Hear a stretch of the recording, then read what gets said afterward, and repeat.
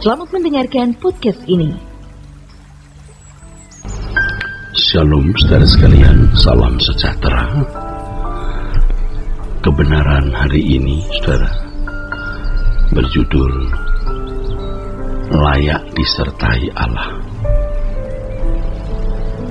Menjadi masalah yang tidak sederhana ketika dipersoalkan mengenai apa dan bagaimana perasaan aman atau nyaman itu, dan apa yang dianggap sebagai ancaman atau malapetaka. Jika dipandang dari sudut manusia pada umumnya, perasaan aman atau nyaman adalah suasana sukacita atau kegembiraan atau kebahagiaan yang disebabkan atau ditopang oleh terpenuhinya semua kebutuhan jasmani. Pada umumnya manusia menjadikan semua ini sebagai tujuan hidup, sehingga jika manusia memiliki semua itu, barulah ia merasa hidupnya terlindungi. Jika seseorang yang beragama memiliki keadaan yang baik, yaitu terpenuhinya semua kebutuhan jasmani, maka mereka merasa hidup di dalam perlindungan Tuhan. Padahal yang membuat mereka merasa aman adalah harta dunia, bukan Tuhan sendiri. Maka dalam hal ini diperlukan kejujuran juga kecerdasan.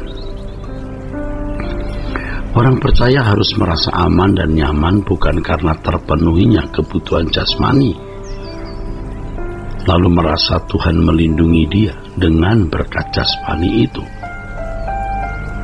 melainkan karena keselamatan jiwanya yang tidak terancam.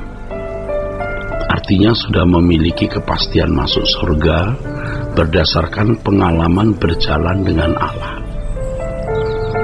Banyak orang merasa lebih takut ketika pemenuhan kebutuhan jasmaninya terancam daripada keselamatan jiwanya yang terancam.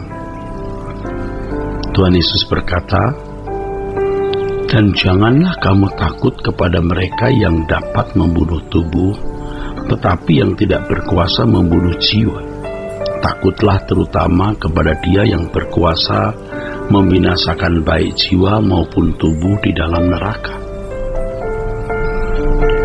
Pernyataan Yesus ini mengisyaratkan agar kita lebih memperdulikan keselamatan jiwa kita daripada pemenuhan kebutuhan jasmani.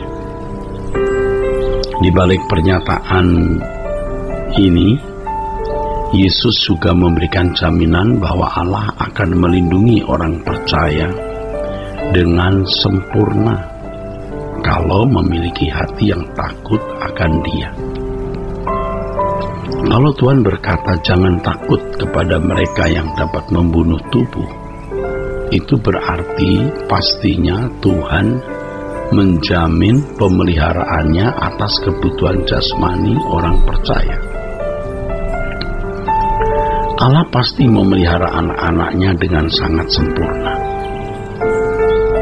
Yesus menunjukkan bahwa orang percaya diperhatikan oleh Tuhan lebih dari bunga di padang dan lebih dari burung pipit yang paling murah sekalipun. Kita sebagai orang percaya tidak boleh meragukan perlindungan Tuhan. Tidak boleh meragukan perlindungan Tuhan atas hidup kita. Orang-orang Kristen yang khawatir mengenai pemenuhan kebutuhan jasmani itu disamakan dengan orang yang tidak mengenal Allah. Begitu pernyataan Tuhan Yesus dalam Injil Matius 6 ayat 32. Orang yang tidak mengenal Tuhan adalah orang yang tidak mengerti pemeliharaan Allah semesta alam sebagai Bapa yang melindungi dengan sempurna, termasuk keselamatan jiwa manusia. Keselamatan jiwa adalah proyek utama dan merupakan satu-satunya alasan mengapa anak Allah diutus oleh Bapa. Jadi itu maksud utama kedatangan Tuhan Yesus. Saudaraku sekalian, Allah tidak memiliki proyek lain selain proyek keselamatan ini. Allah mengerahkan semua yang dimilikinya demi proyek keselamatan manusia tersebut. Dari hal ini dapat diambil kesimpulan bahwa hidup dalam perlindungan Allah berarti hidup di dalam rencananya. Tuhan tidak akan melindungi sesuatu yang tidak bertalian dengan proyek keselamatan. Proyek keselamatan adalah proyek satu-satunya yang Allah kerjakan melalui Putra Tunggalnya Tuhan Yesus Kristus, dan itu memang satu-satunya proyek atas manusia. Ya saudaraku, proyek keselamatan itu adalah proyek mengembalikan manusia ke rancangan Allah semula. Orang yang tidak hidup dalam proyek keselamatan, tidak layak memperoleh perlindungan Allah. Kalau selama ini Allah masih memberikan pemeliharaannya atas dunia ini, sebab Allah masih memberi kesempatan kepada semua orang agar tidak ada yang binasa, agar mereka bertobat. Selama kesabaran Allah masih ada, Allah masih memberi kesempatan kepada setiap orang untuk bertobat. Tetapi kalau kesempatan ini habis, maka dunia akan dihancurkan menjadi lautan api. Oleh sebab itu kita harus mengerjakan keselamatan kita dengan sungguh-sungguh. Artinya berusaha terus bertumbuh menjadi serupa dengan Yesus. Yesus yang adalah model manusia yang sesuai dengan kehendak Allah. Itulah sebabnya Yesus berkata agar orang percaya mendahulukan kerajaan Allah. Orang yang mendahulukan kerajaan Allah pasti mendapat pemeliharaan yang khusus dari Allah. Selanjutnya, kalau kita berusaha untuk membawa orang lain juga masuk proyek keselamatan ini, Tuhan pasti menyertai kita secara khusus dalam seluruh kehidupan kita. Orang yang tidak peduli pekerjaan Allah tidak layak menerima perlindungan Allah.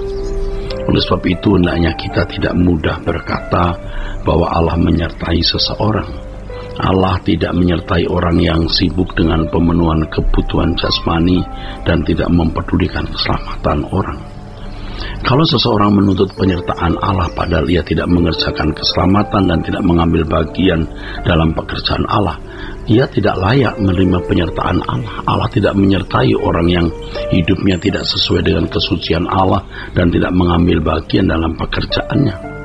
Pada akhirnya mereka yang tidak hidup suci dan tidak mengerjakan pekerjaan Allah akan dibuang ke dalam api kekal. Kalau seseorang sungguh-sungguh mengerjakan keselamatan dan mengambil bagian dalam pelayanan, ia hidup dalam perlindungan Allah. Suatu hari pasti bertemu dengan Bapa di surga. Tuhan memberkati saudara sekalian. Sola Gracia.